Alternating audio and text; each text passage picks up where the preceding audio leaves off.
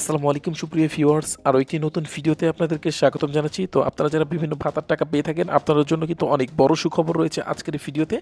এবং যারা উপবৃত্তির টাকা পেয়ে থাকে, উপবৃত্তির দ্বিতীয় কিস্তির টাকা কত তারিখে পাবে এই সংক্রান্ত আপডেট জানতে চাচ্ছে, তাদের জন্য কিন্তু আজকের ভিডিওটা অনেক গুরুত্বপূর্ণ হতে যাচ্ছে। এবং আজকের ভিডিওতে কিন্তু আপনারা সবাই ক্লিয়ার হতে পারবেন আপনাদের ভাতার তৃতীয় কিস্তির টাকা এবং উপবৃত্তির টাকা এক্স্যাক্টলি কত তারিখে দেওয়া হবে। আমরা কিন্তু গত ভিডিওতে আপনাদেরকে একটি তথ্য দিয়েছিলাম, সেই তথ্যের মাধ্যমে জানিয়েছি যে আপনাদের পেরোল কিন্তু মার্চের 3 তারিখের মধ্যেই প্রত্যেকটা সমাজসেবা কর্তৃক নির্ভুলভাবে জমা দেওয়ার জন্য নির্দেশনা দেওয়া হয়েছে সমাজসেবা অধিদপ্তর কর্তৃক।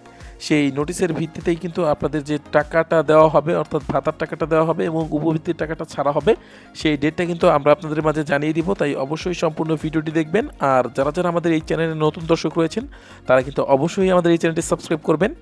আর আরেকটা বিষয় কিন্তু আপনাদেরকে বলেছিলাম গত ভিডিওতে, যে ফ্যামিলি কার্ড কারা কারা পাচ্ছে এবং সর্বপ্রথম কোন কোন উপজেলায় দেওয়া হচ্ছে, এই ফ্যামিলি কার্ড নিয়ে কিন্তু অনেকেই প্রশ্ন করতেছেন।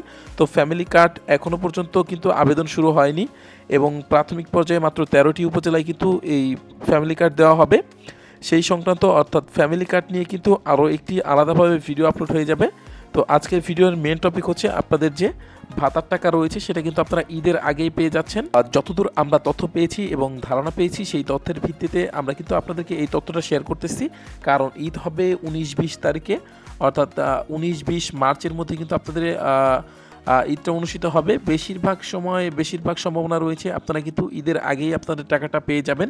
আর এইখানে দেখতে পাচ্ছেন নির্ভুল পেরোলের জন্য কিন্তু নোটিশ প্রদান করেছে সমাজসেবা অফিস কর্তৃক এবং আপনাদের নিজ নিজ উপজেলা কর্তৃক কিন্তু এই যে পেরোল রয়েছে সেটা কিন্তু নির্ভুল তথ্য সমাজসেবা অফিসে জমা দিবে। সেই অনুযায়ী কিন্তু আপনাদের অ্যাকাউন্টে টাকাটা চলে আসবে। গতবার কিন্তু আপনারা মনে আছে কিনা জানেন, প্রত্যেকেরই মনে আছে, ঈদের আগে কিন্তু হঠাৎ করেই আপনাদের অ্যাকাউন্টে টাকাগুলো দেওয়া হয়েছিল এবং প্রত্যেকের প্রায় সকলের অ্যাকাউন্টেই কিন্তু ঈদের আগেই টাকাগুলো দেওয়া হয়েছিল।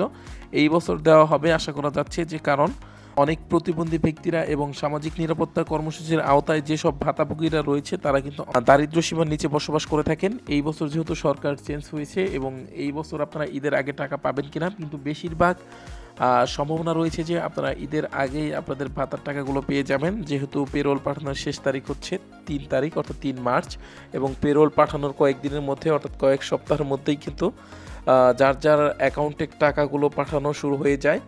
সেই হিসাবে কিন্তু আপনাদেরকে এই তথ্যগুলো শেয়ার করতেছি এবং ভাতা রিলেটেড যে কোনো তথ্য পাওয়ার জন্য অবশ্যই চ্যানেলটি সাবস্ক্রাইব করে রাখবেন অবশ্যই। এবং আপনারা যে কমেন্টগুলো করবেন, যেটা গুরুত্বপূর্ণ কমেন্ট মনে হবে আমার কাছে, সেইটার অ্যান্সার নিয়ে কিন্তু আমরা পরবর্তী ভিডিওতে আলোচনা করব। এবং সকল তথ্য পাওয়ার জন্য অবশ্যই চ্যানেলটি সাবস্ক্রাইব করে রাখবেন।